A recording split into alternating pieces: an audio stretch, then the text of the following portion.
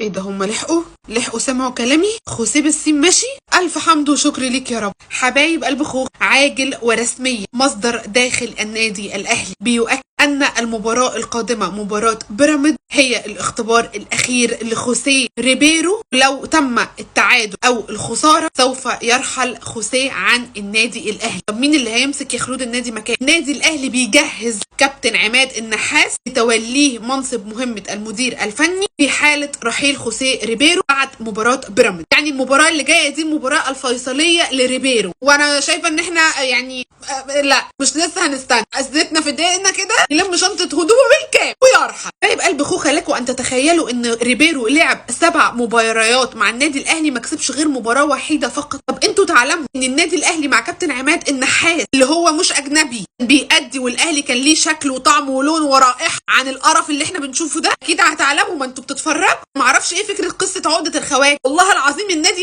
الاهلي مع كابتن عماد النحاس كان امتع بكتير. والله اخر مباريات النادي الاهلي لعبها مع كابتن عماد النحاس كانت مباريات فظيعه، السسبنس والتشويق وكل حاجه. النادي الاهلي كان بيبقى ليه شكل، كان بيعرف يبني هجمه. محدش يقول لي اصل كابتن عماد النحاس كان معاه امام عاشور وكان معاه اسامه ابو علي. حبايب قلب خوخه، النادي الاهلي عامل صفقات بملايين، زيزو، بن شرقي، محمد علي بن رمضان، ياسين مرعي، كتير. النادي الاهلي مش هينفع ان انا يبقى لاعبين هم المتوقفين عليه مستقبل النادي. المدرب بلا هويه، بلا شخصيه، بلا طعم، بلا لون، بلا رائحه. ما ينفعش ان فعلا احنا عندنا قصه عقده الخواجه. قد يكون كابتن عماد النحاس لو تولى منصب المدير الفني في النادي الاهلي، والله النادي الاهلي هيبقى ليه طعم وشكل عن القرف اللي احنا بنشوفه ده. ما جيبش مدير فني اجنبي. كابتن عماد النحاس هيأدي المهم على اكمل وجه. قعدنا نقول في كاس العالم للانديه اصل لسه بيشوف الفريق، لسه الانسجام، كشري الانسجام، يجيب منه مكرونه ولا كشري في كيس وقعدوا تعملوا لنا قصه وعديناها.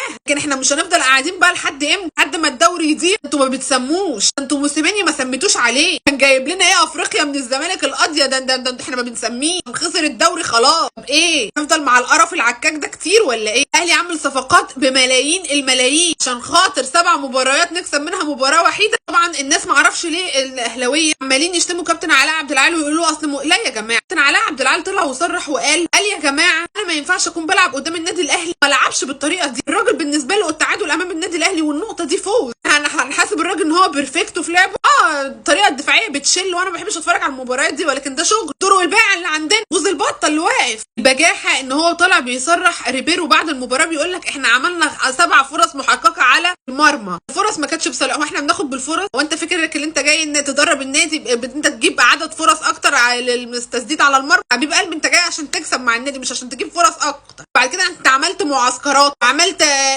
تونس، ورحت عملت مباريات، رحت لعبت كاس عالم. هو كل ده ايه؟ بتنسجم ايه؟ ما اعرف. ده كشري الانسجام قفل يابا، اعذاره خلص. مفيش اعذار، تامر حسني قالها كفاياك اعذار. خلاص يا جماعه ان شاء الله مباراه بيراميدز قد تكون الاخيره. والله العظيم ما عارفه ادعي ان النادي الاهلي يخسر ويتعادل عشان نخلص من بوز البطه، ولا نعمل ايه؟ انا على فكره انا حاسه والله العظيم انا هاخد سمعه وحشه. كل مدرب يجي مع النادي الاهلي اطلع اقعد اشتم، اطلع اقعد اعمل كده. والله يا جماعه بس انا مش مضطهدات. احنا لو بنشوف المدربين كويسين. عاوزه موسيماني بقى الصراحه بقى. بصوا عشان انا عاوزه موسيماني سكه ودق، مش هكدب عليكم.